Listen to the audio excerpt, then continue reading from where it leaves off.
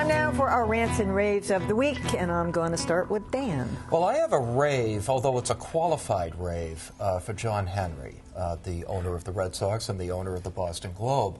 After a nationwide search for a new publisher, he found his man, and his name is John Henry. Yeah. And I know that some people are expressing a little bit of concern about being a little bit too closely tied to the paper by naming himself publisher. But there's nothing unusual about this. The Taylor family always had the publisher's seat. The Sulzbergers at the New York Times, the Grahams when they own the Washington Post. I think it's completely appropriate. He says he's going to respect the boundaries between the business side and the editorial side. And no reason to doubt him. I think it's great that he wants to. The thing that struck me about it, because my first reaction was, wow, is because being the publisher of the Boston Globe is a full-time job.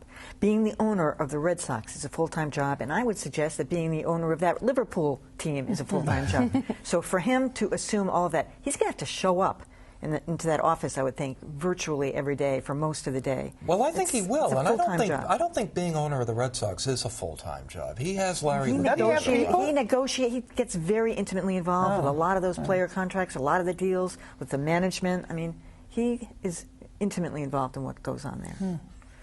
All right, moving on. We've got Susie. What do you got? So I have a rant. MSNBC had this tweet earlier this week. I don't know if you saw it, but maybe we can put it up.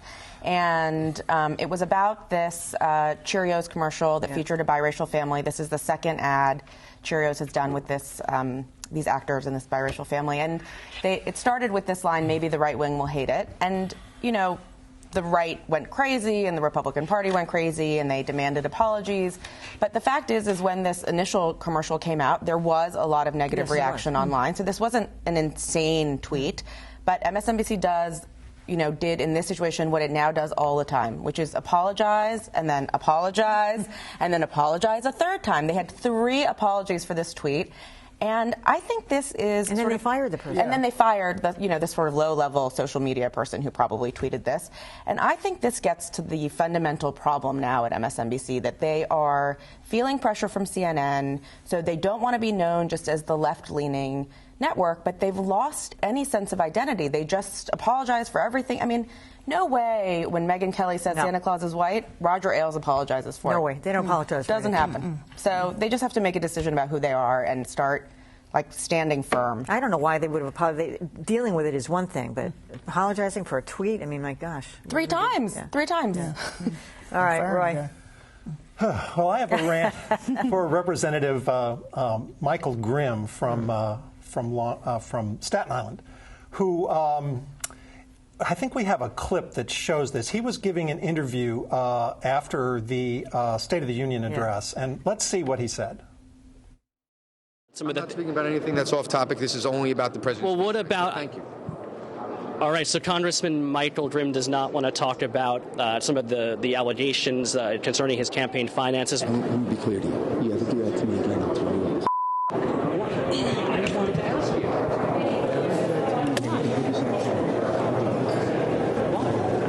Why? It's a valid question. You're not made. Wow. So you all read that. Yeah. The rant is, of course, going after a reporter for asking a question you don't like. I think there's maybe a rave in there that at least he does it on camera. He looks back over his shoulder to see that the camera's there. He thinks he's not speaking loudly enough to get picked up. So at least we don't have a situation where he has to deny, all I said was, nice report, I wish you hadn't asked that question. He's done it before, by the way, off camera. So this is his second time being caught. Jon Stewart had a great line. He said, isn't that the way they say ciao in New Jersey? I'll throw you off the effing balcony. That's ciao. No, Staten Island. Yeah, right. All right, Staten Island, goodbye. Right. So I have a rave and a rant. This is really a rant about what is the state of the Sunday morning news shows. Once again, Media Matters, which is an organization that watchdogs all these shows, has done some analysis of who are the guests guests on these shows. And they've been doing this for years. They've been doing it now more consistently during quarters of the year. And it turns up the same thing where, ding, ding, ding, white men are overwhelmingly represented as the guests on these shows. Now, for people who think, okay, so quit complaining about it, what difference does it make? It's some interesting other statistics in here when you drill down. Most of the white men represented were conservatives, which was very interesting because the conservatives are always saying mainstream media, we never hear our voice. Well, there's most of the people who are the guests, and of the top 10 solo guests, meaning one-on-one with the hosts of these shows, all white except for one guy, Ted Cruz, and I maintain if he hadn't shut down the government, he wouldn't have been on the list. So this is ridiculous. The only place where there is any movement in this are shows, MSNBC's Melissa Harris Perry, and if you all recall, we had a discussion here about Chris Hayes sometime back when he got criticized for doing a very careful audit of his guests to make certain that there is always diversity around the table. We're in 2014, people. Wake up, smell the coffee, fix this. Those are two more people who apologize, too. Yeah, too. All right, finally tonight, I have a rave for a couple of local meteorologists, Mike Wonkum and Harvey Leonard, who came rushing to the defense of the meteorologists in Atlanta because they nailed that thing. They warned people of the storm. They said exactly what was going to start as snow, and then it was going to be rainy, and then it was going to turn to ice, and they predicted the storm accurately, right down apparently to the minute. And the mayor or the governor or somebody got, wow, this surprise snowstorm, this took us, but no. They weren't listening, maybe. They were at luncheons and stuff like that, but it did not come as a surprise. Put Al Roker's name in there. Yes, he went on and he got mad, too, and said, we told you. Yeah, I saw that. All right.